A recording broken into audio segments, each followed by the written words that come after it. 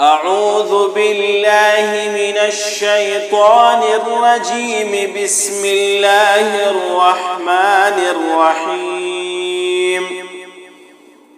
والتين والزيتون وطور سينين وهذا البلد الأمين.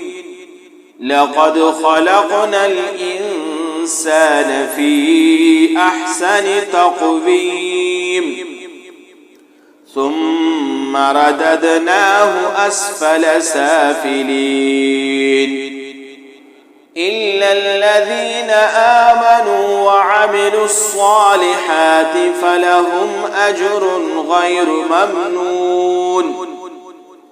فما يكذبك بعد بالدين؟ أليس الله بأحكم الحاكمين؟